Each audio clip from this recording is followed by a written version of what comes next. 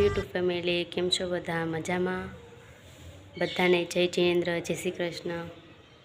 આજે હું તમને બતાવવાની છું કે અમારું જૈન દેરાસર કેવું છે, તો બન્યા રહેજો છેટ સુધી વિડીયોમાં. જો અહીંથી સ્ટાર્ટ થાય છે, અહીંથી ઉપર આવવાનું છે.